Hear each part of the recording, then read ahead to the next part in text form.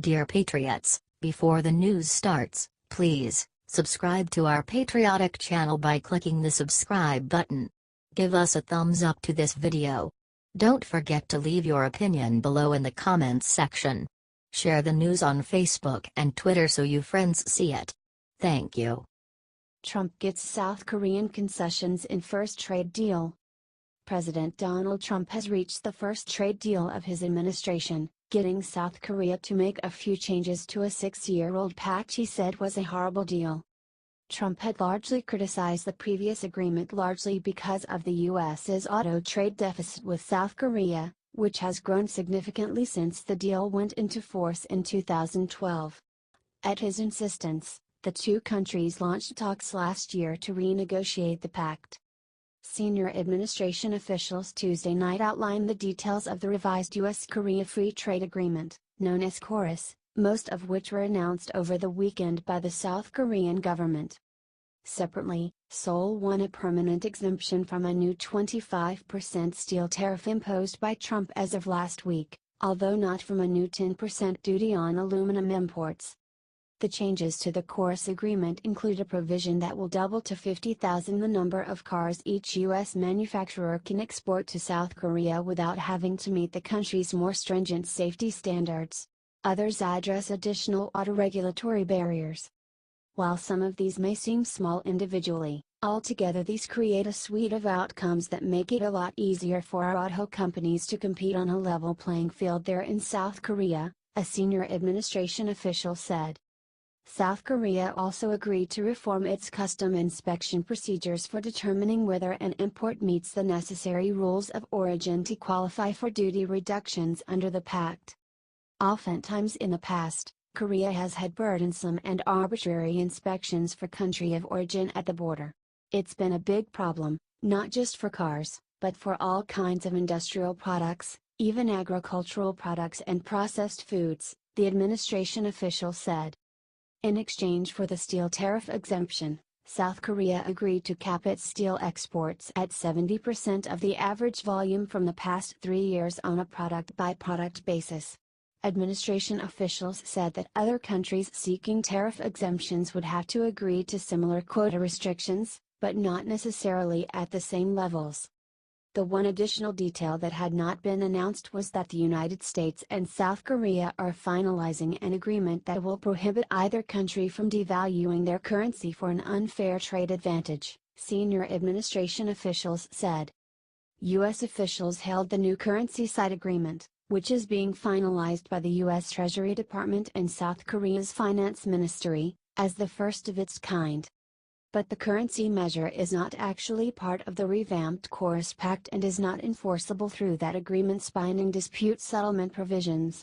The Trans-Pacific Partnership, which Trump abandoned, also contained a non-binding currency agreement.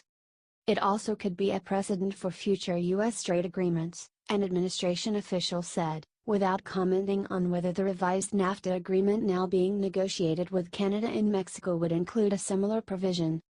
The United States also won a commitment that South Korea would open up its national drug reimbursement program to American companies, which previously have not been able to receive payments under the program. To date, that system has only applied to Korean companies, and our pharmaceutical companies, which are the leading ones in the world, have not been able to take advantage of that program, the administration official said. Korea has agreed that within 2018 that it will amend its premium pricing policy to make sure it's consistent with previous commitments under the agreement and to make sure U.S. companies have non-discriminatory and fair treatment for their pharmaceutical exports, he said. South Korea won certain procedural guarantees regarding the administration of U.S. anti-dumping laws and import duties meant to counteract subsidies. Treasury Secretary Steven Mnuchin had said on Fox News Sunday that the U.S. and South Korea had reached a very productive understanding on amendments to KORUS and the tariff exemptions. We expect to sign that agreement soon, Mnuchin said over the weekend, calling Seoul's willingness to cap its steel exports to the U.S. an absolute win-win. Adam Basudi contributed to this report. Those included aligning South Korean environmental testing standards with the United States and recognizing U.S. standards for auto parts, which should make it easier for companies to make auto sales in the market, he said. Seoul has also agreed to let the United States maintain its 25% tariff on light trucks for 20 extra years, instead of phasing it out by 2021 as originally negotiated. In another area, South Korea is taking steps to make it easier for American-made cars to meet the country's fuel efficiency standards, U.S. officials said.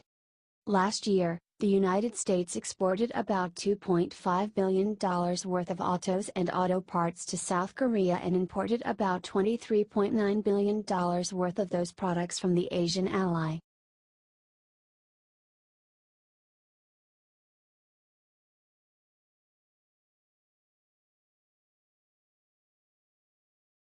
White House no plans to bring back former aide Rob Porter.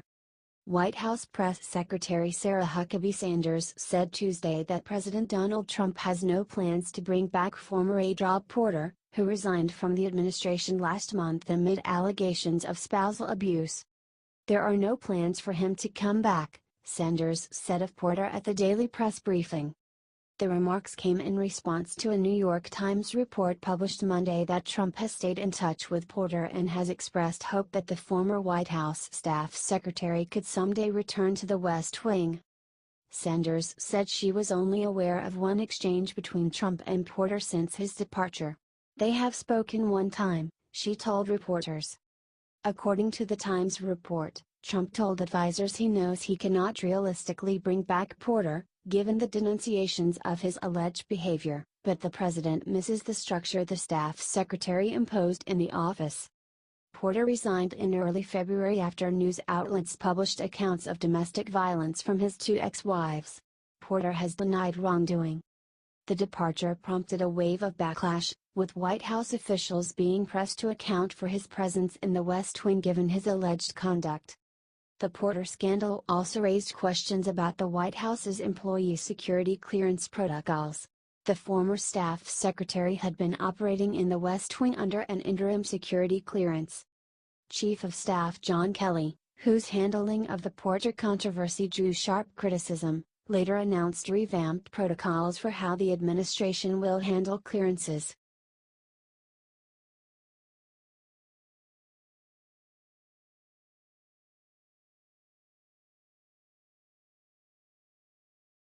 Stormy Daniels' lawyer seeks to depose Trump over $130,000 payment.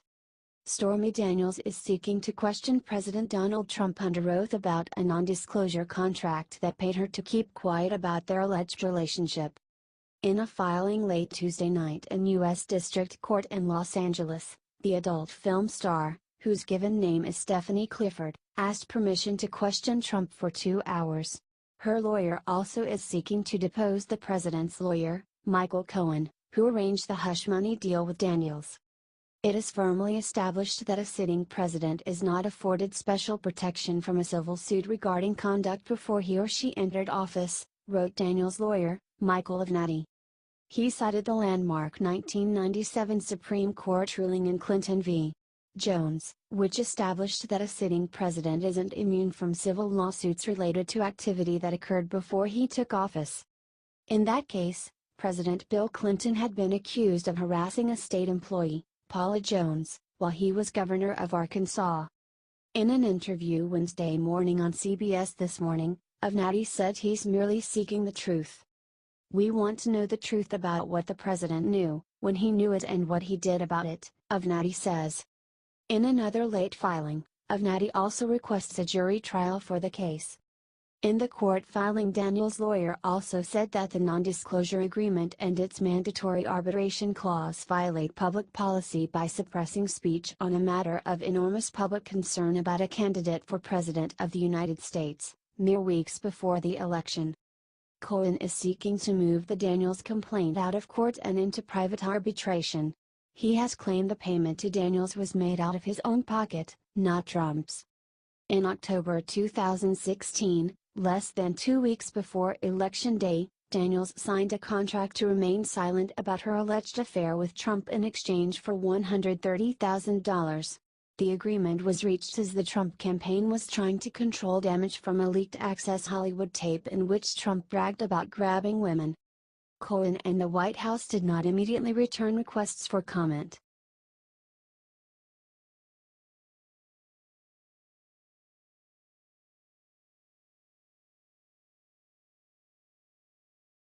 Bipartisan Senate duo calls on Trump to back off Mueller. A Republican senator behind a bill to protect special counsel Robert Mueller's job joined his Democratic co-author on Tuesday in a bipartisan call for President Donald Trump to let Mueller's investigation proceed without impediment. Senator Tom Tillis, RNC, aligned with Senator Chris Coons, D-Del, after weeks of downplaying the need for quick passage of their legislation designed to shield Mueller from being fired by Trump, who has repeatedly expressed frustration with the ongoing probe of Russian interference in the 2016 election. Tillis and Coons' move comes 1 week after Senate Majority Leader Mitch McConnell, RK, and Speaker Paul Ryan, Republican Wisconsin, delivered their own gestures of support for Mueller, while not endorsing legislation to protect his work. We have heard from constituents, Republicans, Democrats, and independents alike, who agree that Special Counsel Robert Mueller should be able to conduct his investigation without interference, Tillis and Coons said in their joint statement. This should not be a partisan issue. Notably, the two senators defended the rationale behind their bill but put the onus on Trump to let Mueller continue rather than demand congressional leadership take up their legislation. We urge President Trump to allow the special counsel to complete his work without impediment, which is in the best interest of the American people, the President, and our nation, they added.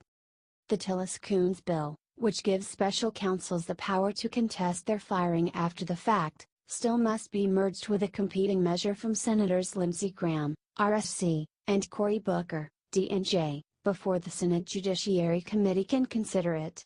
The Judiciary Panel's chairman, Senator Chuck Grassley, Republican Iowa, has yet to publicly support either version pending ongoing talks on combining the plans. Soon after Tillis and Coons' statement on Tuesday, 9 of the 10 Democrats on the Senate Judiciary Committee released letters to 5 Department of Justice officials who would take on a more prominent role in overseeing Mueller's probe if Deputy Attorney General Rod Rosenstein, who has defended the special counsel, is fired or resigns. The letter, spearheaded by Senator Richard Blumenthal, Democrat Connecticut, seeks a written and public commitment from the 5 officials that you will not interfere in the special counsel's investigation into Russian meddling in the 2016 elections, possible collusion with such meddling by the Trump campaign, efforts to obstruct justice, and any related inquiry. Senator Amy Klobuchar's, Democrat Minnesota, signature was not on the letter, but her office noted that she has publicly supported the goals of the Mueller protection effort.